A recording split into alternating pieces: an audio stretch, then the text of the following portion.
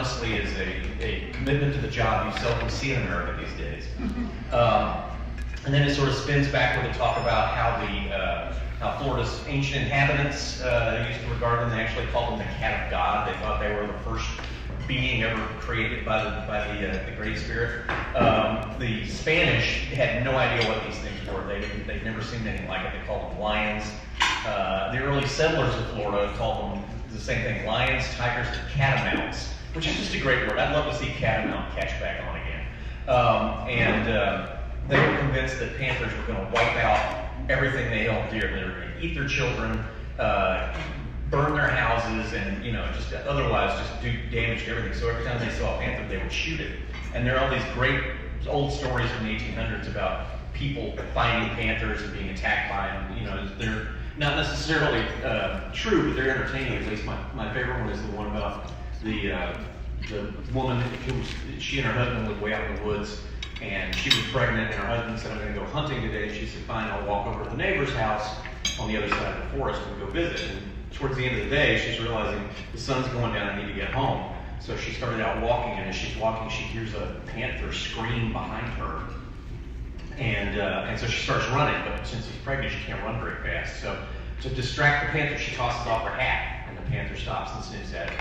And she keeps running, and then it takes off after her again. So then she takes off her blouse and throws that behind her, and the panther stops to sniff at that, and then she begins chasing her again. So then she takes off her dress and throws that behind her, and the panther stops to check that out, but then is again pursuing her, and she can see her cabin in the distance. She's like, "Okay, I have to go for it." So she takes off her underwear and throws that behind her, and the panther stops, and that gives her just enough time to get up on the porch, dash through the door, slam it shut, barricade it just before the panther crashes into it.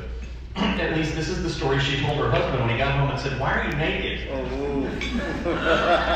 And the record reflects that he went out and did not find any panther tracks around the cabin whatsoever.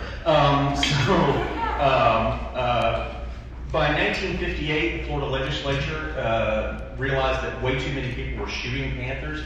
They ended the hunt. We actually had a hunting season for panthers. They actually ended the hunting season and banned hunting, but it was too late, really. I mean, there were still, really the only place then you could find a panther were in these little roadside zoos like Everglades Wonder Gardens and places like that. And so in 1973, when they passed the Endangered Species Act, panthers were on the endangered list, and a lot of Florida state officials said, "Well, that's crazy, there aren't any panthers. Why are you bothering to list them? They're extinct." So the World Wildlife Fund actually hired a guy from Texas named Roy McBride, who was a legendary tracker, to come to Florida and find out if any panthers were left. And Roy found one, a scrawny female down near Lake Okeechobee, and he found signs that there were others. He figured there might be 20 total left in the wild. And so the state said, "Well, we need to figure out how to protect these things since they're endangered." So they appointed a guy named Chris Belden to become their panther expert. Chris Belden had never seen a panther before. He had to really bone up on things really fast, and so he put out a public appeal and said, "Help me find panthers." And he gave interviews, and he wrote things for newsletters and so forth, made speeches, and every time he would do that, there'd be a picture of this sleek, beautiful panther that would run with the story, saying, "This is what we're looking for," and it caught the public's imagination. So in 1981, when the head of the Department of Education, a guy named Ralph Tillington, he wanted all the state's school children to vote on what would be Florida's state animal. And the ballot listed, alligators and dolphins and manatees and panthers. And to everyone's surprise, the panther won by a landslide. People had just gotten so attached to the idea of these panthers and that they were endangered. And so when it went to the legislature in '82 to be ratified, some of the legislators said, "Oh, come on, everybody knows the real Florida state animal is the alligator." I think they were UF grads. And the school children went nuts, and they bombarded the legislators with angry letters saying, "Why are you trying to overturn our election? Do what we told you." And so they backed off, and they officially made the panther Florida's state animal, which raised its profile, meant that it got a lot more funding, and ultimately I think is what saved them, because after that one panther died that I mentioned, they brought in a veterinarian to accompany all the teams that were going out to capture them and put radio collars on them. And she discovered that the real problem was that the population had gotten so small they had genetic defects that were going to prevent them from further multiplying. And so that meant they had to take all sorts of desperate actions to try and save them. And I go into some detail about that. The story is, like I said, it's got lots of interesting, strange characters in it.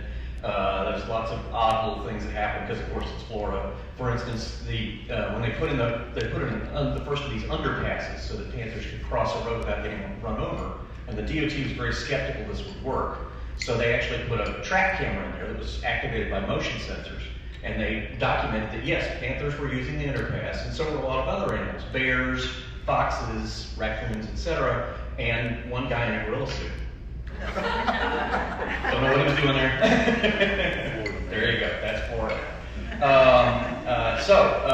Anyway, the thing about the book is that it is, unlike a lot of environmental stories these days, it actually has a hopeful ending to it, and that was what I was kind of looking for before writing the book. It's not a happily ever after, not out of the woods, pardon the pun, but there is a hopeful ending to the book, and so I'm pretty happy about that. So, do you guys have any questions about